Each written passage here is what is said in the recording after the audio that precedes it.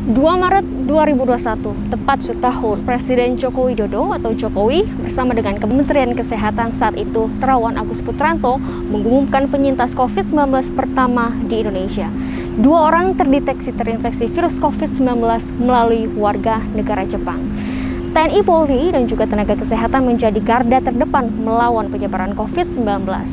Berbagai upaya pun dilakukan demi menegakkan program 3M, mencuci tangan, memakai masker, dan juga menjaga jarak.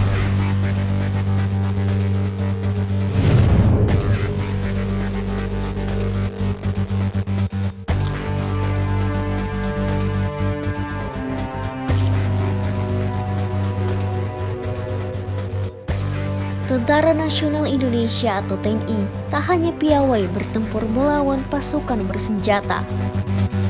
Pada era pandemi COVID-19, TNI terjun langsung memerangi musuh yang tak kasat mata. Wabah ini telah menelan korban jiwa lebih dari 41.000 orang di tanah air. Tempat utama pertempuran TNI melawan virus corona berlangsung di Rumah Sakit Darurat COVID-19 atau RSDC Wisma Atlet, Jakarta Pusat. TNI menerjunkan ratusan personel kesehatan militer untuk memerangi virus ini. Mereka dipimpin langsung oleh Kepala Pusat Kesehatan TNI sekaligus Koordinator RSDC Wisma Atlet, Mayor Jenderal TNI Tugas Ratmono. Ketika RSDC pertama kali dibuka pada 23 Maret 2020, Maijen TNI Tugas berjibaku melawan musuh yang berbeda bernama SARS-CoV-2.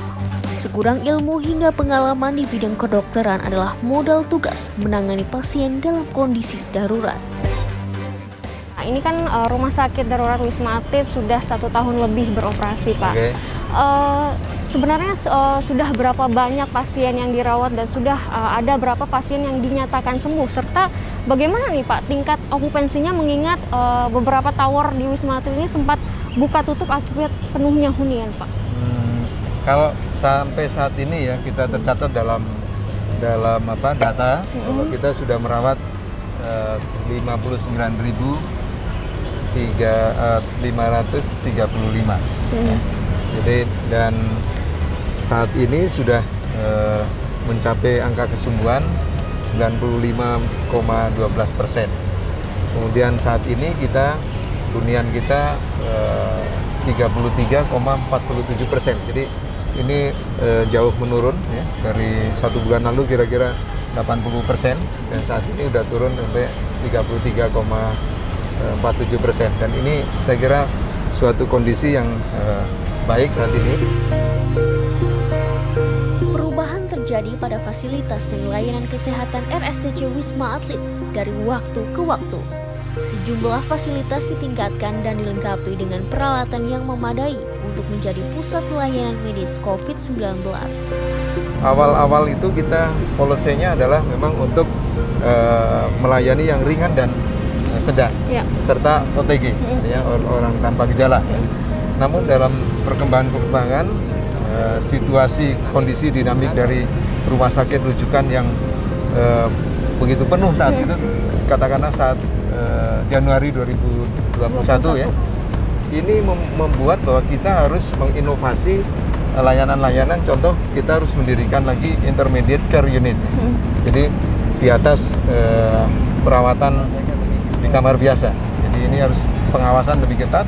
Kemudian kita membuat lagi untuk penambahan ICU.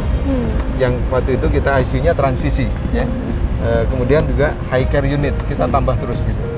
Dan saat itu memang betul bahwa OTG itu kita ada tower 45 untuk OTG, tapi berjalannya waktu itu harus merawat pasien yang bergejala semuanya, sehingga yang OTG kita pindah alihkan atau pindah rawatkan di tower 8 dan 9 di Pademangan. Jadi ini suatu hal inovasi atau antisipasi yang kita harus lakukan. Di sisi lain adalah kita menyiapkan ruang riset gitu ya, atau fasilitas penelitian, karena ini kita penting untuk betul-betul membuat suatu data-data yang kiranya ini akan penting untuk bagaimana memanage atau mengelola rumah sakit darurat ini dengan berbagai data layanan. Tentunya ini sangat penting. Kemudian juga kita mengembangkan diklat gitu ya untuk pelatihan internal, karena tentunya kita tidak mudah mencari tenaga-tenaga terampil yang sudah siap pakai. Oleh karena itu kita harus mendidik saat mereka datang, kita bekali ilmu katakanlah dari emergency, penanganan ke ICU-an gitu ya, atau ICU. Pertempuran melawan virus corona di Wisma Atlet sejatinya berlangsung menegangkan. Namun, Majen TNI Tugas dengan segudang pengalamannya mampu menciptakan atmosfer penuh kegembiraan bagi seluruh petugas di Wisma Atlet. Ini olahraga ini tentunya salah satu untuk mereka setelah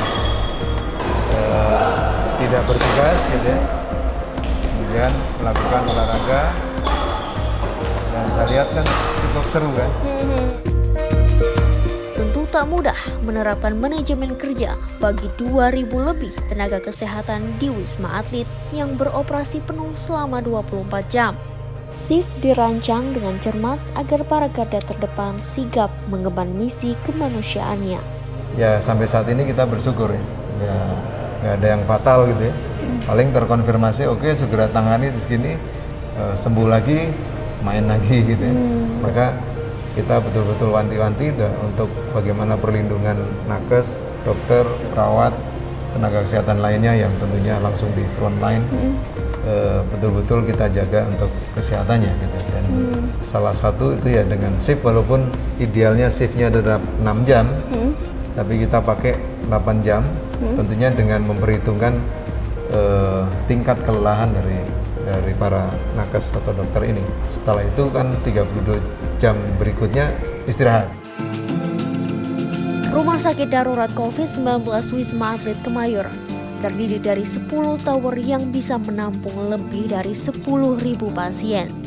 Daya tampung sebanyak ini menjadikan Wisma Atlet sebagai rumah sakit COVID-19 terbesar di Asia Tenggara.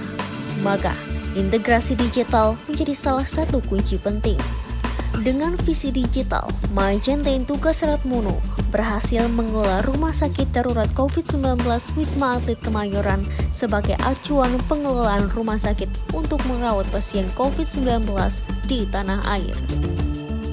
Selain itu, ia juga menilai Indonesia membutuhkan pusat yang mampu mengendalikan dan menganalisis serta merencanakan secara integratif untuk menghadapi risiko biologis bencana global seperti wabah penyakit.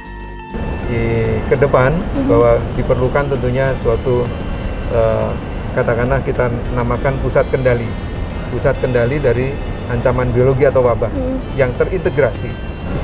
Intinya bahwa seperti contoh ini Wisma Atlet yang begitu besar, kemudian kita punya ada Galang, ya, rumah sakit khusus Galang, infeksi Galang dan Indrapura di Surabaya.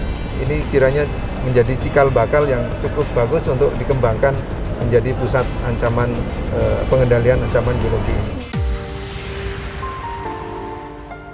TNI dituntut untuk terus meningkatkan kualitas sumber daya prajuritnya. TNI dituntut untuk melakukan pengawasan di lapangan. TNI dituntut untuk terus menjamin ketertiban dan keamanan masyarakat. Perang melawan COVID-19 adalah perang bersama seluruh elemen bangsa. Sejatanya, disiplin dalam menjalankan protokol kesehatan agar pandemi ini dapat cepat pergi dari tanah air.